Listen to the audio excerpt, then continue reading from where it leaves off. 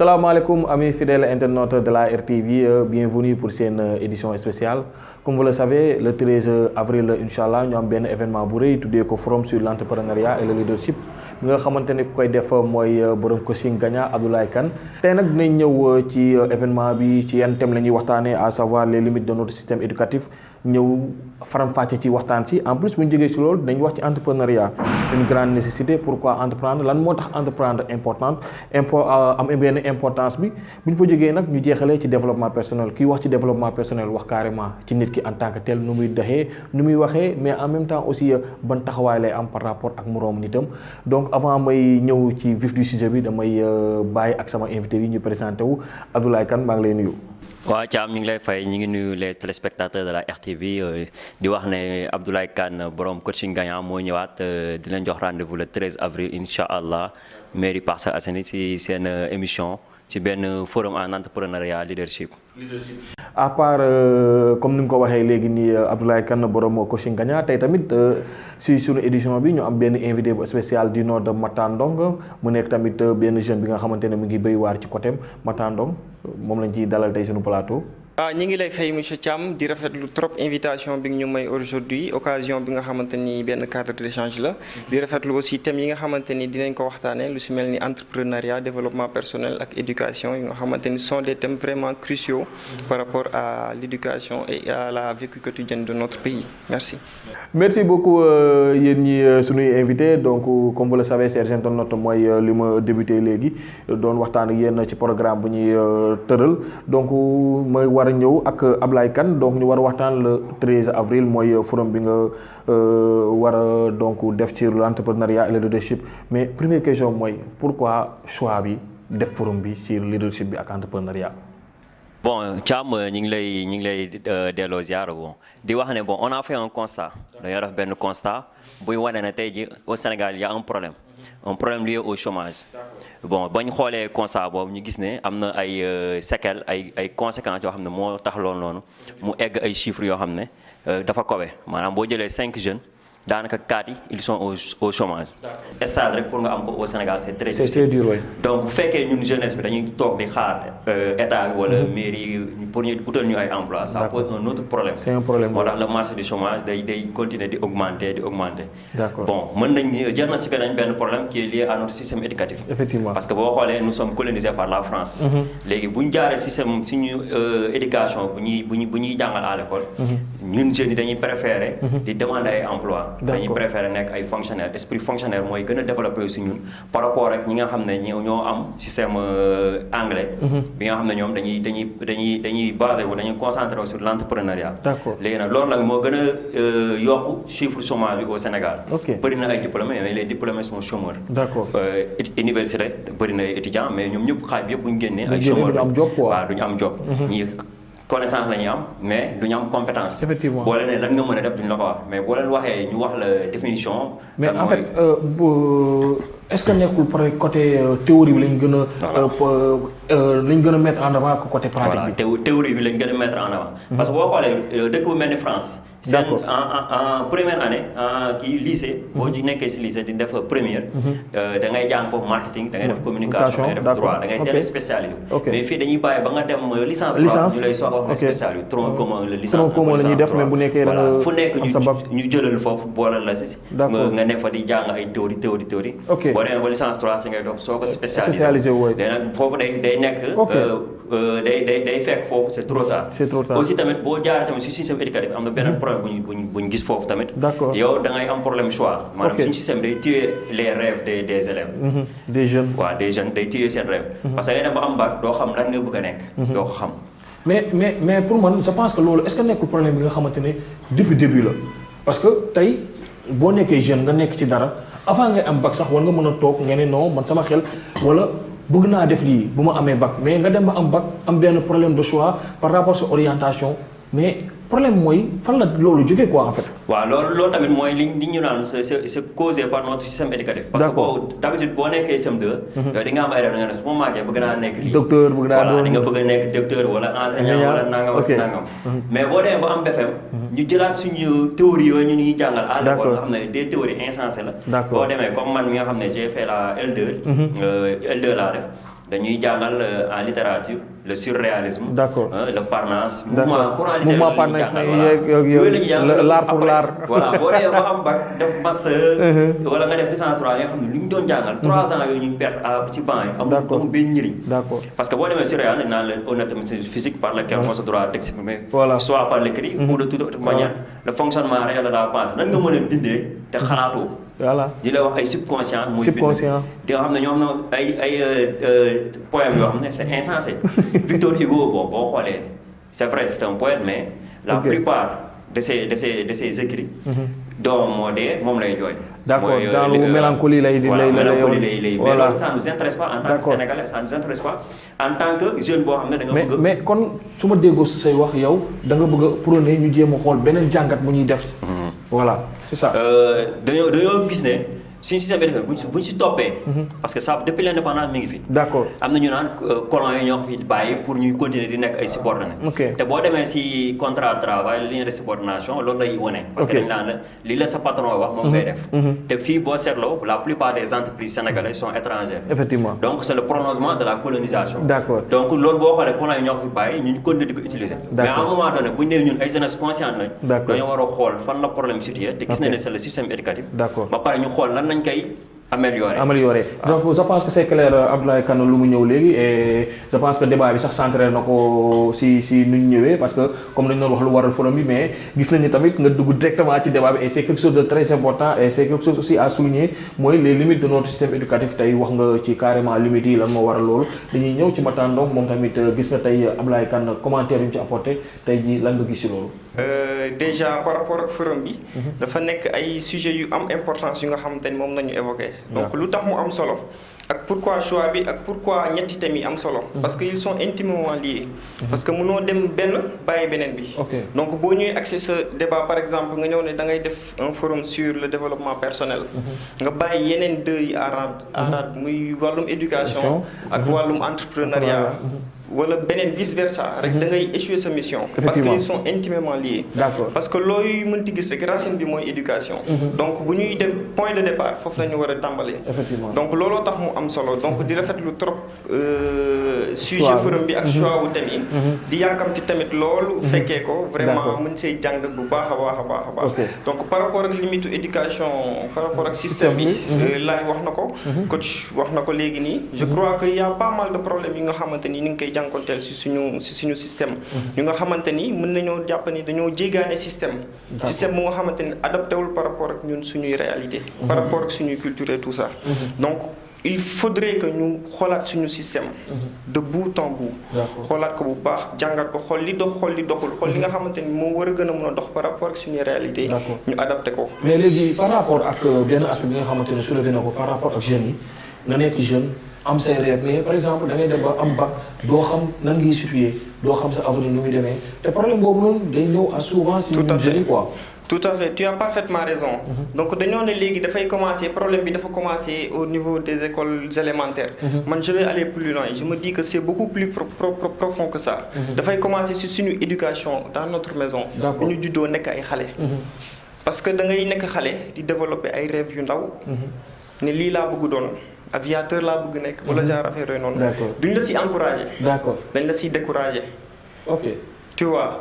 maanaam fi ñu wuuteeg foofu tubaab bi. tubaab bi di nga gis doomam. mu nekk xale bu ndaw di développer ay rêvam. par exemple pilote laa bëgg a doon. exactement ñu jëndal la ay avion tegal la. mettre la à ta disposition. créer cadre bi. d'accord tu vois orienté la ne la kat boo bëggee nekk lii. yoon bii ngay jaar nii ak nii ak nii ak nii ñun manqué nañ aussi encadrement. d'accord suñu environnement. dafay compliqué bu nga xamante ni mën nga nekk bëgg nekk aviateur. mais à qui s'adresser. surtout ça. à qui s'adresser. certes peut-être ñàkkoo nit ku nga xamante ni mi ngi sa entourage même bu ko nekkul directement peut-être indirectement il peut t'orienter et tout ça. mais amuñu chance boobu noonu amuñu engagement boobu noonu. suñu mag yi wala suñu grand frère wala suñuy parents yi jël. les devants pour teg ñu si raay yooyu noonu. je crois que foofu noonu problème dafay am. donc problème interne aussi dafay am au niveau des étudiants wala des élèves. donc da ngay développer sa rêve. mu leer la di kat yow fii nga bëgg jëm. mais li war par rapport ak ay effort li war par rapport ak ay recherche. doo ko si def malheureusement on est paresseux. côté boobu. Ça vous c'est vraiment. Voilà, on est très paresseux par rapport à ce domaine aussi.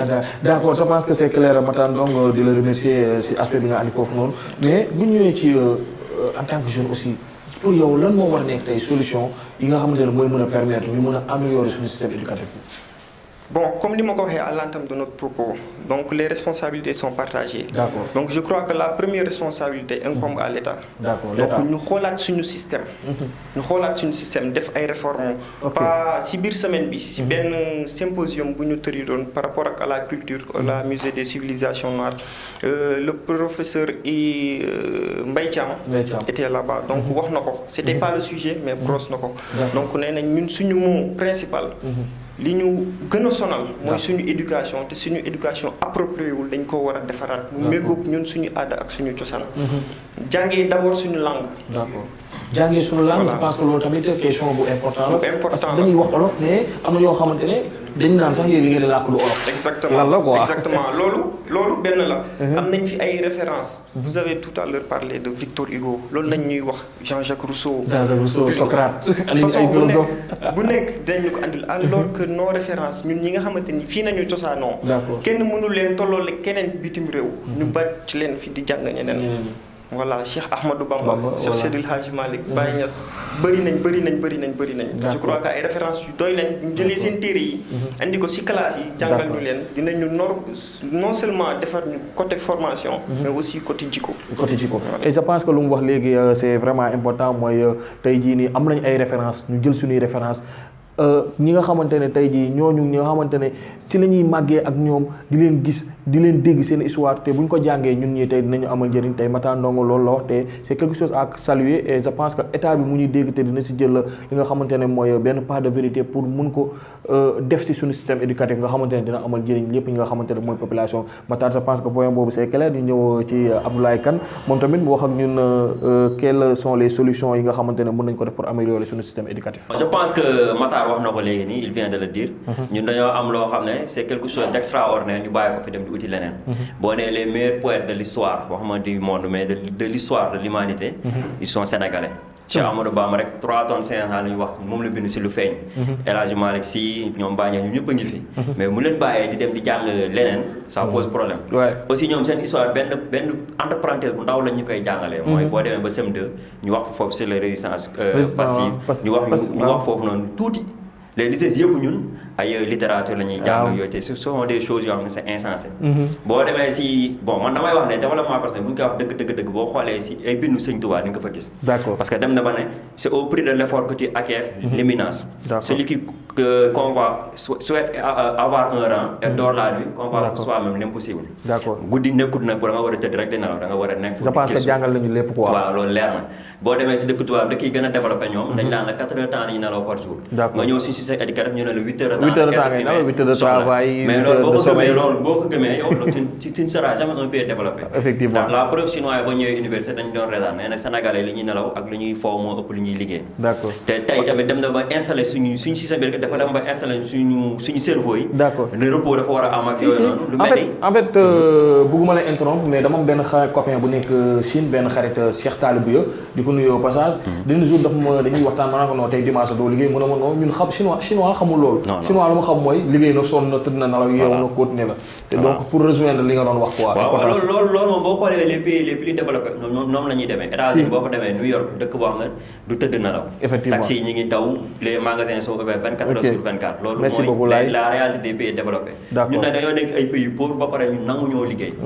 boo xoolee tey boo génnee dimanche nga bëgg a retirer wari c'est tout un problème. waaye c'est un problème dañuy tëj photocopie tamit c'est tout un problème. d'accord loolu noonu c'est un manque à gagner bon. te loolu c'est pas bon pour l'économie. donc foofu noonu dañuy wax ne bon. bu fekkoon di intégré nañ ñi nga xam ne moom la suñu mag ñi bind suñu système éducatif. waaye li nga xam ne moom la suñu prophète yeneen sallallahu alayhi wa sallam. nga xam ne day prôné paix jàmm ak yooyu nañu bu ñu ko intégré ci système éducatif. am na problème yu bëri yu am Sénégal doo ko gis. d'accord je pense que dinañ si ñëw lu gën a mu gën a yaatu le 13 incha allah te dinañ si ñëwaat si yeneen émission à savoir li gën a fës ak yeneen émission yoo xam ne am nañ ci suñu système éducatif yi parce que mën nañ jël ay heures di ci wax parce que problème la bi nga xamante ne mu ngi fii léegi bu ñu jëlee si système éducatif yi dañuy ñëw di wax ci entrepreneuriat tey gis nañ nga jël choix thème l'entrepreneuriat gis nañ tey ji pourquoi entrepreneuriat ak l'importance de l'entrepreneuriat tey ji boo amoon la nga ñu ci partager à travers nos internautes de la RTV donc ce serait quoi? Bon, entrepreneuriat, am na sama benn copain wax da koy définir de manière très simple. Entrer et prendre. Entrer et prendre. waaw mais pour entrer da ngay jug nga dem. D'accord doo toog ba pare di entrer da ngay jug nga dem foog nga mën a wane. benn volonté de nga jug. D'accord nga jugee fi nga ne nga dem. nga uti nga xami. aussi tamit fii bon dañoo gis ne entrepreneuriat dañ ko jàppee quelque chose de léger. mais voilà dañ ko banaliser. amut contenu am sans am. ñun au Sénégal on ne le connaît pas encore. D'accord certes il y a des gens qui ont réussi à créer de grandes entreprises. en partant quasiment de rien. mel ni le patron de la Sedima. Farba Ngom. Babacar Ngom oui. 50 000 francs la dafa am bac papaam ne ko loo bëgg a def mu ne ko bëgguma jàng dama bëgg a def lii.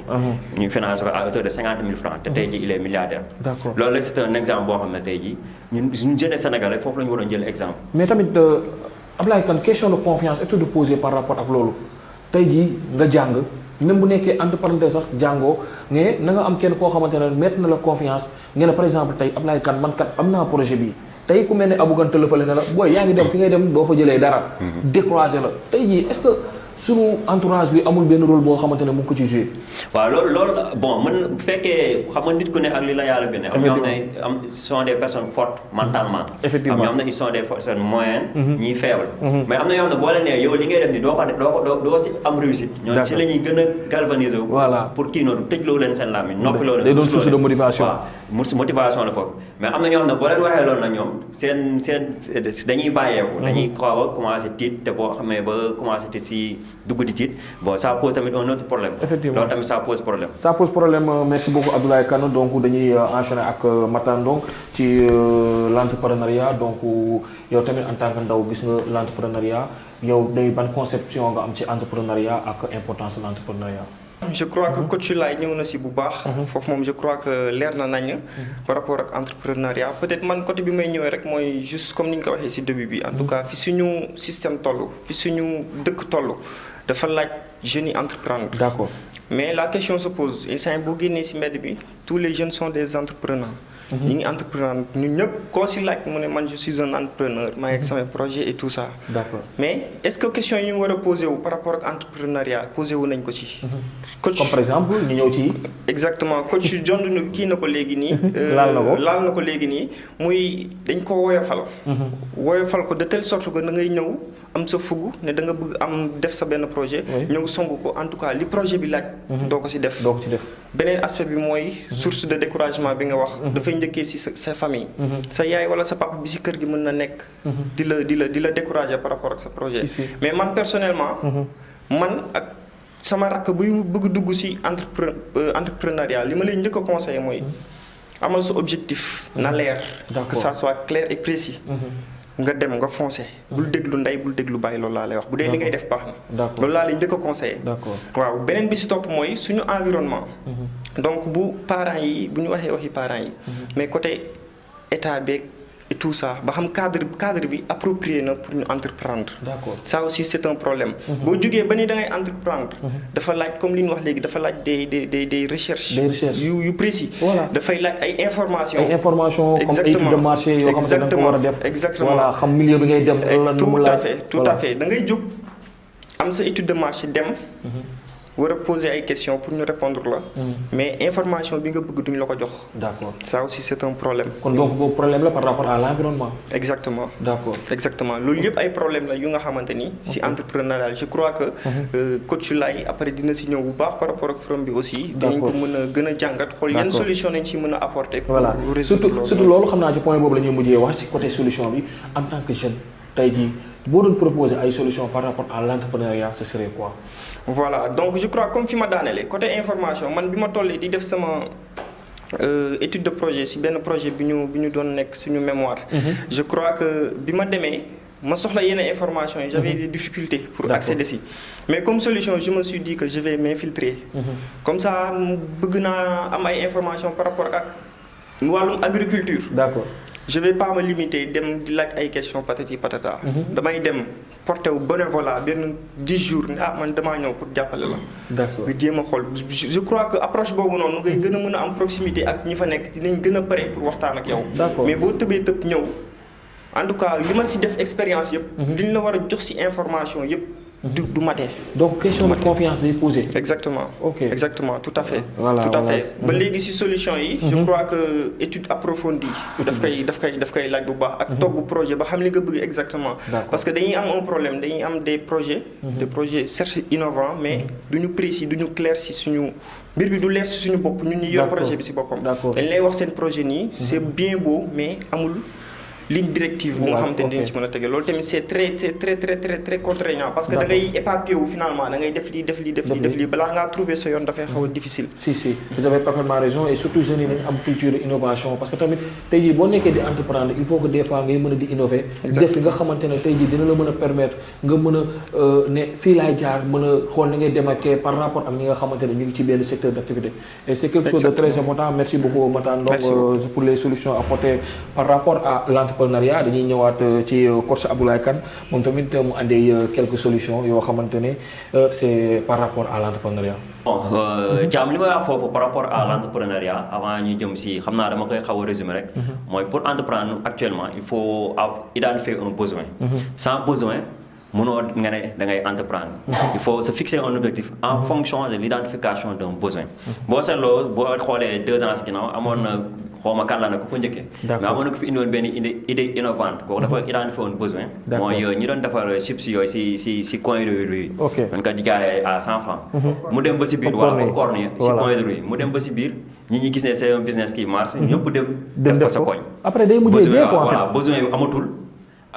marché bi surproduction am. nit ñi dañoo dem mu dem ba laata seen bët amatul kii ñu daal ñu bëri dañoo ut xaalis dem financer seen bopp mais après dañoo dem en faillite. moo tax il faut ça booy entreprendre il faut identifier un besoin. besoin boo amul mënoo fa créer entreprise ba pare di jaay say produits mënul ne. il faut identifier un besoin en fonction bi ngay fixer sa objectif.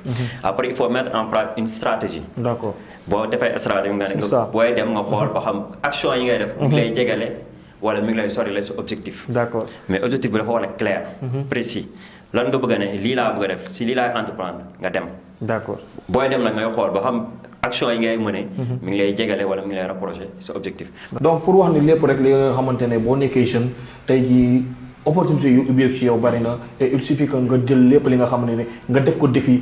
am yi nga xamante ne mooy tey jii nga am benn capacité di mën a innover gëm li ngay def am say objectif donc mooy mën a permettre tey jii nga atteindre lépp li nga xamante ne fixé nga ko laay kon je pense que tey jii li nga wax leer la et surtout exemple yi nga joxe c'est très pertinent et jour boobu noonu le 13 képp ki ñëw xam naa ni incha allah dina fa jëlee lu xam-xam bu bari quoi et pour yéen tamit chers internautes je pense que vous pouvez réagir sur notre chaîne YouTube ak sunu page Facebook concernant aussi forum le 13 sur l'entrepreneuriat et le leadership. Donc c'est un événement très important à ne pas rater organisé par le coach Abdoulaye Kane donc merci beaucoup Abdoulaye Kane donc dañuy ñëw ci suñu dernière partie émission bi comme vous le savez di war a waxtaanee développement personnel Abdoulaye Kane développement personnel tey mënuñu wax tey askan bi nit ñi suñuy relation te waxuñu tey développement personnel li nga xamante ne mooy élément bu gën a important pourquoi choix développement personnel.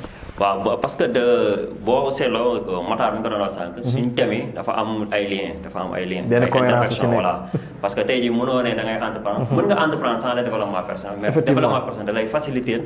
sa nga atteindre sa objectif. d'accord mooy par rapport à l'estime de soi la confiance en soi. la gestion du temps. d'accord surtout gestion du temps parce que Sénégal on a un problème boobu. man am naa copain yoo xamante ne moom problème mu temps moom. da leen ko war a wax benn copain bi moom mooy Ibrahima Fall am nga problème mu temps dëgg benn copain mu ngi si plateau bi toog am nañ problème mu temps. bon ça pose un grand problème au Sénégal. pour gestion du temps. tyrannie de l'urgence. nan nga war a classer say priorités. effectivement nan nga ko war a classer. boo ko xamul nag moom après da ngay dem ba da ngay déborder da ngay def trop de choses à la même fois. te après du am résultat du aboutir à un résultat. effectivement moo tax nag boo defee développement personnel lay woon yooyu noonu ñëpp. gestion du temps tyrannie de l'urgence. comment se fixer un objectif. art de parler de convaincre de persuader yooyu c'est important. comment vendre lan mooy business yooyu yëpp da la koy parce que tey jii li ëpp solo. si entrepreneuriat mooy nga mën a jaay. d'accord foo mënti ne. nga mën a jaay. te tey jii bu fekkee yow da nga ubbi sa entreprise te amoo ay employés. tu es obligé d'aller faire du porte-à-porte pour écouler ce produit. d'accord loolu lan ngay ñëwee si kër gi. boo ñëwee nan nga war a comporter woon nan nga war a mel. mais loolu tamit liggéey commercial la. waaw commercial la. voilà mais je pense que commercial yi am nañ benn formation bien appropriée. tey jii pour mën a dem à la rencontre tey benn citoyen lam daa mën a jàkkaarloo yow mën la jaay et je pense que 7 ans si gisoon nañ peut-être benn mouvement bi nga xamante ne dañ doon dugg suñu kër yi fëgg bu ñëwee da lay jëkk a tooñ ka fa yow. foofu réew ba jéem a créer benn besoin bi des fois sax doo am envie jënd. mais peut-être relation bu muy créer yi ñaar tey jii dina tax nga mën a jënd pour jàppale ko. wala tey jii loolu tamit ça mooy développement personnel. bi leen jàngal si seen école yooyu ba pare avant ñuy génn dem. effectivement parce que am na nu muy ñëwee doo jënd. si mais ñoom dañ lay jàngal boo ñëwee nan nga war a présenter woon nan nga war a def. ba créer benn lien d'amitié entre client bi ak yow. yooyu yëpp dañ la koy jàngal à l'école. nan nga war a xoolee ak moom nan nga koy tooñee ba mu répondre. yëpp dañ la koy jàngal feedback bi mën a am communication amee communication rek yow am nga ay liens yooyu tiise. am ñoom dañuy dem plus loin. dañuy dem plus loin ba xamante yow ba gën a miinante yow soog la jaay ba de telle sorte que. ñoom dañ lay wax de nga toog nga xaar añ. wala ndax ndékki nga jël fa leen ndékki yooyu yëpp da siy am. mooy développement personnel mooy ñëw foofu noonu. d'accord moo ñëw foofu je pense que kon développement personnel en résumé mën nañu wax ni daal lépp li nga xamante ne ci nit la par rapport ak ay valeurs. par rapport tey jii de mieux vendre par rapport tey nga mën a am ay relations yi nga xamante ne dina la permettre tey jii nga mën a tey jii jëm ca kanam ci sa wàllum dund tey développement personnel loolu lay la je pense que Abdoulaye Kane c'est vraiment important et xam naa di nga si ñëwaat en résumé par rapport ak le 13 et dañuy ñëw tamit si Matar Ndong moom tamit mu andi quelques éclaircissements par rapport ak lu laay wax ak nan nga gisee développement personnel. je crois que développement personnel moom. comme ni nga ko fi waxee rek yaatu bu nga xamante ni te ñun ba léegi ñu ngi siy jàng. je crois que le 13 occasion la bu nga xamante ni di profito di woo ñëpp ñu ñëw assister ko. je crois que coach Laye dinañu ko tojal ci kaw ba si suuf ñu mën see jàngat bu baax a baax. en tout cas peut-être man li ma si mën a andi mooy juste c'est quelque chose de vraiment crucial. par rapport ak ay objectifs non seulement par rapport pour entreprendre mais pour tous les aspects de notre vie. Le développement personnel est crucial. lu tax parce que nit ki peut-être day am li mu war a am les moyens qu'il faut. D'accord. Mais développement personnel moom moo koy manqué pour mu atteindre ay objectifs am. Donc dafa nekk lu nga xamante ni dafa am importance. Non seulement côté entrepreneuriat mais ni ngay rapport yi ngay créer ak nit ñi. D'accord. Chaleur bi ngay créer ak nit ñi. Pulsion positive yi nga war a andi ci entourage. Parce que da ngay gis ne nit ñu nga xamante ni de nature ce sont des personnes négatives. Da ngay toog ak ñoom. boo jugee dem daam luy wàññeeku si yow. mais dara du yokk si yow. mais am na ñu nga xamante ni boo toogee ak ñoom. mën nga sax bañ a wax ak ñoom seen sa wàllum projet. mais da ngay toog ak ñoom mu soulever ay débat da ngay jug da ngay màgg da ngay gën a am fit. D'accord. Donc je crois que le développement personnel dafay lal aspect yooyu noonu jën yëpp. Je crois que le 13 ce sera l'occasion en tout cas bu ñu ñëwee gën a jàng si développement personnel. beneen entre parenthèse dañuy gis ni tey dañuy xaar ba ñu am bac dem formation professionnelle ñu doog a jàng développement personnel te boo xoolee au début ñu ñëpp jaar nañ ci da ngay am problème war a wax en public am problème tey jii bu la nee jëlal parole nga war a wax wala nga def exposé nekk say kanam camarade war a wax am tey jii yenn yi nga xamante ne peut-être da doon nalaw ci yow mais mënoo am ñu ngi koy yeewee te ba je pense que tamit système éducatif bu ñu doon wax nii tey lan ngay wax ci loolu buñ mënee tey jii pourquoi pas développement personnel ñu jàngale ko sax ñi nga xamante ne ay ndaw lañ ñi nga xamante ne ñu ngi ci yeneen classes yi pourquoi pas. Tout à fait tu l'as dit Thiam parce que développement personnel nekk na loo xamante ne waruñu toog ba nekk ay mag. di ko jàngal nit ñi. parce que comme li ñuy wax ci olof rek bant moom bu tooyee nga koy mën a jubbanti. waaw boo demee ba nekk mag am na yu nga xamante ni pour def ko ci yow dina jafe loolu. dinañ la on a beau t'apprendre des principes. mais pour nga appliquer ko day doon benn problème. parce que y a des choses yi nga xamante ni ça c'est ancré au fur du temps. donc depuis au bas âge même kër ga balaa ngaa ñëw école développement personnel dafa war a tàmbali. damay joxe juste benn exemple. ci père riche ak père pauvre Robert Kiyosaki dafay wax ci bi mu nekkee ci père pauvre am bu bëggee benn bëgg benn cadeau par exemple bu nga xamante ne c'est prestigieux. D'accord. Père pauvre am dañ ko naan non gi nekk sa xel pour am si ay bëgg-bëgg yu mel nii genre affaire yooyu noonu alors que le père riche bu genre question yooyu ñëwee naan ko pose-toi yow naka nga war a mën a def pour am loolu. Tu vois parce que am na yenn question yoo xamante ni bu ñu la ko andee rek wàññi nañ la. Donc daa am négativité boo xamante ni dañ koy teg si yow. Donc je crois que développement personnel c'est à la maison. Après bu ñu ñëwee si école bi ñoom ñu mottali mu gunge ñu tout au long de notre cursus scolaire. Bu ko defee da ngay nekk un produit fini boo génnee tu vas faire du développement personnel très naturellement. Très naturellement, je pense que c'est clair, Matar Ndongo. Ça a été vraiment un plaisir de recevoir sur le plateau. Le plaisir est pour moi. Donc tey lan ngay tàggatoo ak internet yi ñuy seetaan à travers suñu chaîne la TV. waaw je crois que kontaan trop si cadre d'échange bi fi jot a am. jàng si lu bari. bon jàpp ni lu jub rek. sutura yàlla la lu dëng ñu jégal ñu ko suñu matadi la ay étudiants nañ dañuy jàng ba léegi. donc di encourager ñëpp en tout cas képp ku ko mën nga ñëw suivre vraiment forum bi. le 13 incha allah dina am solo dinañ si mën a jàng lu bari. ku ko mënul suivre tamit via les réseaux sociaux peut-être. des live dina am live nga kàr ko si live yi. wala si interaction yi en tout cas ngeen participer bu ngeen amee ay questions à l'avance. bu ngeen ñëwul ngeen poser ko via les réseaux sociaux et tout ça. di nuyu internautes yi suivre la réalité TV. di nuyu équipe bi nga xamante ni ñoom nañ fi fekk les caméramans vraiment di remercier si accueil bu chaleureuse bi et di jox ñëpp rendez-vous merci beaucoup pour l'invitation aussi. merci beaucoup madame Ndong donc ñu ñëw ci Abdoulaye Kane mu defal ñu un petit résumé donc si journée bi forum bi donc comment ça va se passer ak invitation yi nu muy demee. bon Thiam comme ni ñu ko waxee rek bon nekkul ne tamit dañuy profiter tamit lancer un appel à toutes les personnes yi nga xam ne à tous les jeunes yi nekk commune des Parcelles Assainies ak les communes environnantes ñëw si forum bi. parce que nekkul ne étudiants yi rek la ñuy waxal wala élèves yi. bon boo seetloo tamit am na ay joueurs yoo xam ne dañuy am talent. mais dañuy am problème pour exprimer seen talent. dañuy passer trop de temps à répéter les mêmes choses mooy di si ASC bi dem fii ba à la longue dañuy dem ba dugg si trentaine te boobaa football xale moo koy def. football moom xale koy def. voilà ñoo ngi lancer un appel à tous les jeunes. pour ñu ñëw ak les sages. ñu ñëw apporter seen expérience ñu waxtaan comment trouver une solution parce que débat bi c'est pas la première fois ñu koy dégg. c'est pas la première fois ñu koy lëkk poser. dem nañ ay séminaires sur l'éducation la formation à chaque fois ñu wax ne ñun suñu système éducatif ça pose problème.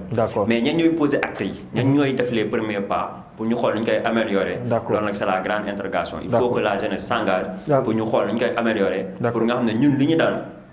problème de choix bi nga xam ne moo ñu dal du dal suñuy doom ñu xaar les générations futures. donc nous profitons de cette occasion à lancer un appel à tous les Parcellois les communes environnantes ñu ñëw le 13 avril à partir de 16h à la salle de délibération de la mairie des Parcelles Assainies. Donc ce sera le 13 avril à la mairie des Parcelles Assainies. Merci beaucoup amis fidèles internautes de la RTV donc ça a été un plaisir ñëw jàkkaarloo ak yéen ci édition spéciale bi nga xamante ne sur forum bi l'entrepreneuriat et le leadership am kontaante yëpp jàkkaarloo ak yéen suñuy internautes di leen jox invitation aussi le 13 ngeen ñëw teewee ko parce que lépp li ñu ciy wax rek dina am tuuti njëriñ bi nga xamante ne dinañ ci mën a sàkku di leen wax ngeen continuer duñu suivre suñu page YouTube la RTV. En même temps aussi mën ngeen réagir sur nos page Facebook la réalité TV di leen jox rendez-vous le 13 inchallah à la mairie des Parcelles Assainies ciao.